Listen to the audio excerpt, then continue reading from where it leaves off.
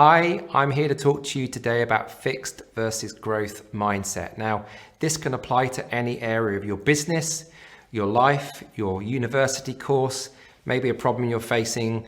And I just really want to highlight this concept to you as a great tool for life as much as for your business. And we use this with all of our entrepreneurs, and it's a great tool to embed into how you think. It was first coined, fixed versus growth mindset, by Carole Dweck, who is a professor at Standford University. You can Google her, and I'd encourage you to do that. Her TED Talk has been viewed more than 10 million times. It's one of the most popular TED Talks in history. And fixed versus growth mindset is used across schools, colleges, universities, businesses right across the globe. And it's a concept that can really change how you think and how you feel about things. So I really want to kind of start off looking first of all at a saying that Carole Dweck came up with, and that is this: for decades, I've been studying why some people succeed while people who are equally talented do not. And over the years, I've discovered that people's mindset plays a crucial part in this. Now, many of us will be able to relate to this process. You can often relate to this for sports people. Why can somebody be really talented, yet on the day they can't really perform? So let's start to have a look at fixed mindset. What does it mean to have a fixed mindset? If you've never heard of this concept before, it can be quite interesting. And that fixed mindset is what it says on the screen there. And that's the perspective that our character, our intelligence, your intelligence, my intelligence is fixed. We're born with the skills that we have, and that's the end of it, i.e. you are not in control. Who listening to this video today has ever heard of somebody say, I'm just no good at maths? I've just never been any good at maths.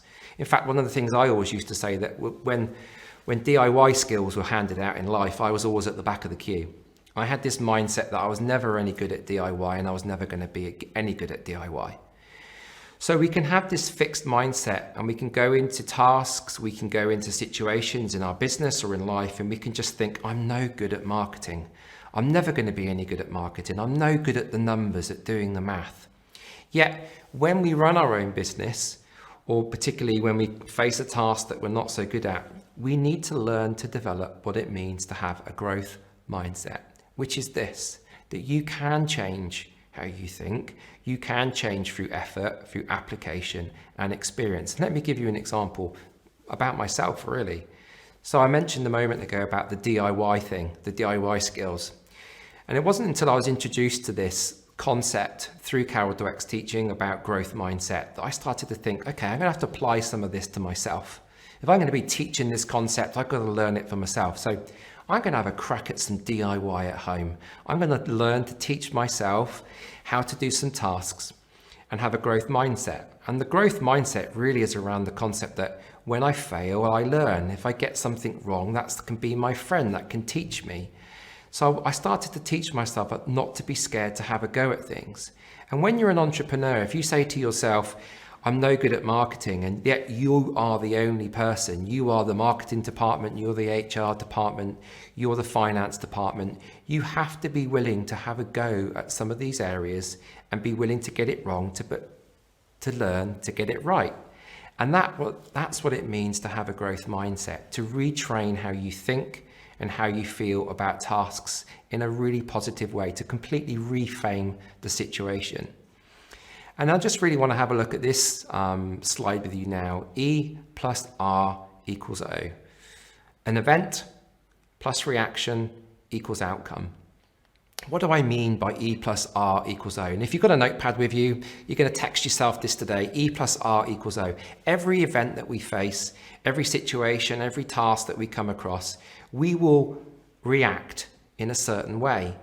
There was a guy that I knew that was one of our entrepreneurs a few years back, and he had a lovely family. He had 2 young kids, and he had a really stressful job at that time, and he was learning to start his own business, and it was very, very difficult for him. And he would get home at night, and it was really stressful. He'd walk through the front door, and there was bikes in the way. The kids would come running up to him, and he would be frustrated that he had to switch off from what he was doing and switch his mind into being around the family.